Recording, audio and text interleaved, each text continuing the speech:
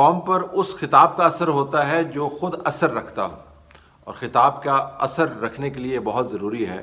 کہ خطاب کے اندر کھوکھلی باتیں نہ کی جائیں۔ یہ بھی بہت ضروری ہے کہ خطاب کرنے والے کی اپنی کریڈیبلٹی اور اس کا اپنا ریکارڈ جو ہے اس کی باتوں کا ساتھ دے رہا ہو۔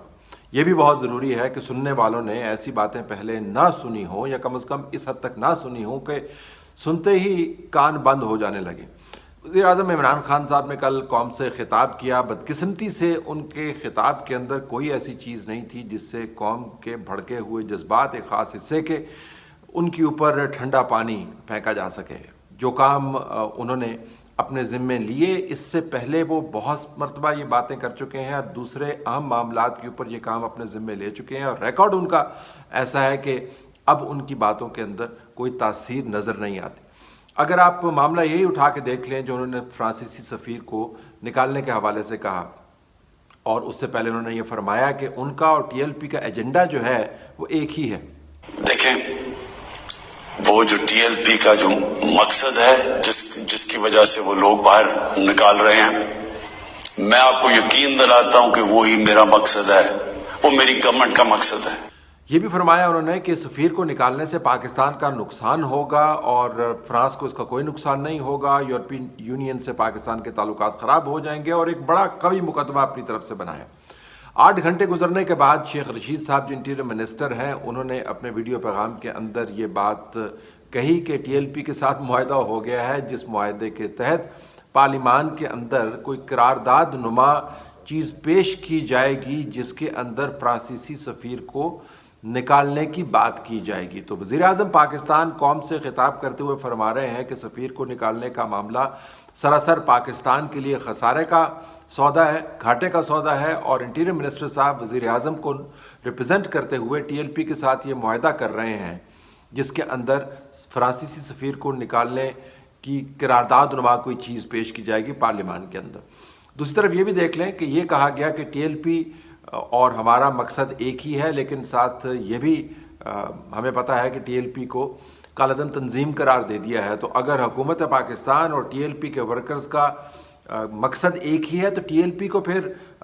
سر آنکھوں پر بٹھانا چاہیے آپ کو۔ اس کو آپ نے کالعدم قرار دے دیا اور اینٹی ٹیررسٹ ایکٹ کے تحت اس کے خلاف مقدمات دائر کر دیے۔ تو حکومت اور ان کا مقصد ایک ہے، لیکن ٹی ایل پی کالعدم تنظیم ہے، اور کالعدم تنظیم وہی مقاصد لے کے چل رہی ہے جو وزیر اعظم پاکستان عمران خان صاحب مقاصد قوم کے سامنے اپنے بیان کر رہے ہیں۔ پھر ایک طرف سے کالعدم بھی اس کو تنظیم کو قرار دے دیا، دوسری طرف اس تنظیم کے سربراہ کے ساتھ جیل کے اندر بیٹھ کر 3 راؤنڈز آف نیگوشیشنز بھی کیے، اور اس میں تمام کے تمام لوگوں کو بٹھا دیا۔ تمام مکتبہ فکر جو ہیں جو ریلیٹڈ ہیں اس معاملے کے ساتھ، ان کو کراچی، کوئٹہ، پشاور، پنجاب کے تمام حصوں سے اٹھا کر ان نیگوشیشنز کے اندر لگا دیا گیا۔ تو ایک کالعدم تنظیم سمجھنے کی ہم کوششیں کر رہے ہیں کہ کالعدم تنظیم سے بات چیت کیا واقعتاً قانون کے مطابق ہے، اور دوسری بات یہ ہے کہ جب انٹیریئر منسٹر صاحب اس سے پہلے فرما چکے ہیں اور ان کے ساتھ انفارمیشن منسٹر بھی یہ کہہ چکے ہیں فواد چودھری صاحب کہ ہم ایسے جتھوں کے ساتھ بالکل نیگوشیشنز نہیں کریں گے جو ریاست کو یرغمال بنانا چاہتے ہیں، اور جب یہ ہنگامے چل رہے تھے تو اس وقت اس تنظیم اور اس کے لوگوں کے بارے میں کہا جا رہا تھا کہ ملک دشمن عناصر کے ہاتھوں میں کھیل رہے ہیں۔ تو ایک ایسی تنظیم جس کو قانونی طور پر آپ نے کالعدم قرار دیا، جس کے لیڈران کو آپ نے جیل کے اندر ڈال دیا، جس کے خلاف پولیس کی کارروائی آپ نے کی، اسی تنظیم کے جو لیڈران ہیں ان کے ساتھ بیٹھ کر آپ منت ترلا کر کے ایک معاہدہ طے کر رہے ہیں۔ تو اس معاہدے کے اندر یہ بھی لکھا ہوا ہے، بائی دا وے انڈرسٹینڈنگ یہ بھی دی گئی ہے کہ جو مقدمات ان کے خلاف قائم کیے گئے ہیں ان مقدمات کو واپس لیا جائے گا، اور ہمیں ٹی ایل پی کے لوگوں کا خیال ہے کہ ان کی تنظیم کے اوپر جو پابندی لگی ہے وہ بھی ہٹا لی جائے گی۔ آپ اندازہ کر سکتے ہیں کہ ریاست اور حکومت پاکستان جو ہے اپنا کتنا بڑا تماشا بناتی ہے جب بھی وہ ایسی حرکتیں کرتی ہے کہ اگر آپ نے ٹی ایل پی کے ساتھ معاہدہ کرنا تھا تو اس کو کالعدم قرار کر دینے کی کیا ضرورت تھی، اگر آپ نے مقدمات واپس لینے تھے تو مقدمات کرنے کی کیا ضرورت تھی، اور مقدمے کرنے کا جو عمل ہے جو ایک بڑی سنجیدہ قانونی کارروائی ہے، اگر یہ قانونی کارروائی کو آپ نے بنیادی طور پر ایک ربڑ کی طرح استعمال کیا کہ جب چاہے اس کو کھینچ کے لوگوں کے گردن کے گرد گھما دیا اور جب چاہے اس کو سکیڑ کر اپنی جیب کے اندر ڈال دیا، تو پھر قانونی کارروائی کا مقصد ہی فوت ہو جاتا ہے۔ اب پولیس والے کیا سوچتے ہوں گے کہ اگر آپ نے آخر میں آ کر یہ تمام کام کرنا ہے اور آپ نے معاہدہ ہی کرنا ہے، اور اگر آپ نے قرارداد نما کوئی چیز پارلیمان کے اندر ہی پیش کرنی ہے، تو پھر یہ ہمارے اتنے بندے زخمی کروانے کی کیا ضرورت تھی، ہماری ساری دنیا کے اندر سبکی کروانے کی کیا ضرورت تھی کہ بھائی جب احتجاج شروع ہوا تھا تبھی یہ کام کر لیتے، تو یہ اتنا ہنگامہ پھیلانے کی کیا ضرورت تھی۔ اگر معاملات نے ٹی ایل پی کے ساتھ نیگوشیشنز پر ہی منتج ہونا تھا، اگر اختتام یہی ہونا تھا کہ مشترکہ طور پر ہم نے اس کو حل کرنا ہے، تو اتنا ہنگامہ، اتنی رسوائی، اتنی تباہی کروانے کی کیا ضرورت تھی۔ اور وہ جن گاڑیوں کا ذکر فرما رہے تھے، ان گاڑیوں کی توڑ پھوڑ کی ذمہ داری تو پھر ریاست پر عائد ہوتی ہے نا، کیونکہ ریاست کے پاس پھر یہ اختیار موجود تھا کہ نیگوشیٹ کر کے اس معاملے کو طے کرتی۔ ریاست نے نہیں کیا۔ ریاست کہیں پر کنٹینر لگا رہی ہے، کہیں پر فائرنگ کر رہی ہے، بندے اس کے اندر شہید ہوئے، پولیس والے اس کے اندر اغوا ہوئے، اپنے لوگوں کے اوپر گولیاں چلیں، اور دنیا بھر کے اندر ایک عجیب و غریب پاکستان کے بارے میں تصویر بنی۔ یہ سب کچھ اوائڈ کیا جا سکتا تھا اگر یہ کام جو اب آپ کر رہے ہیں، ٹی ایل پی کو کالعدم قرار دینے کے بعد، ٹی ایل پی کے لیڈران کو جیل کے اندر ڈالنے کے بعد، اگر آپ نے معاہدہ ہی کرنا تھا تو پہلے کیوں نہیں کیا۔ اور حیرانی کی بات میں آپ کو ایک اور بتا دوں اس معاہدے کے بارے میں، کہ ابھی بھی حکومت نے سفیر کو نکالنے کا معاملہ جو ہے وہ طے نہیں کیا۔ ہمیں بتایا جا رہا ہے کہ یہ جو اس کے اوپر صرف ڈسکشن ہو گئی، ہم نے سفیر کو نکالنا نہیں ہے، کیونکہ سفیر کو نکالنے کے اوپر ہم نے اپنی پالیسی بڑی واضح کر دی ہے،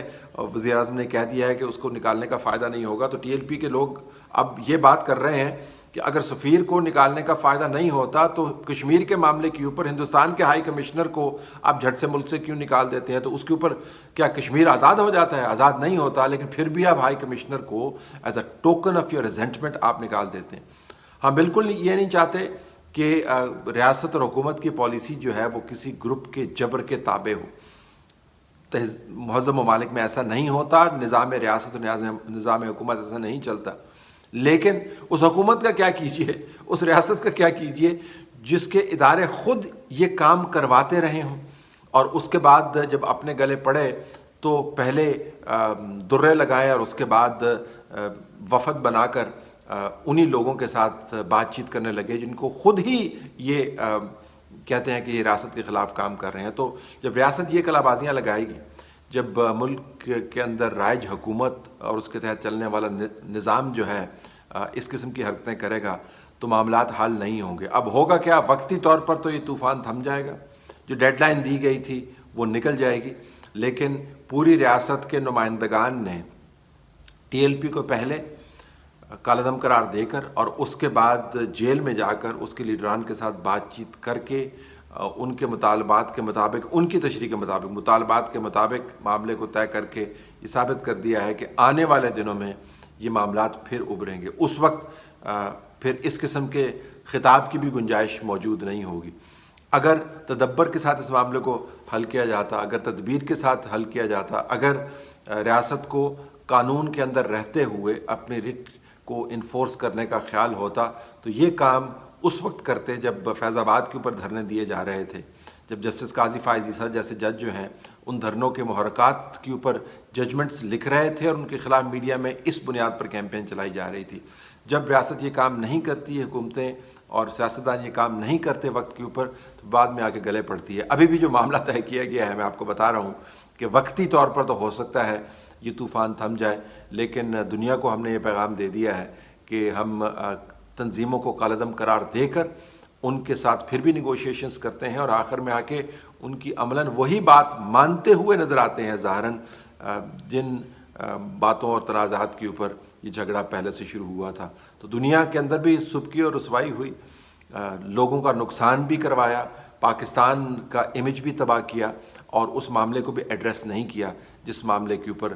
تنازع شروع ہوا ہے۔ یہ ہے سلوشن جو پریزنٹ کیا گیا ہے۔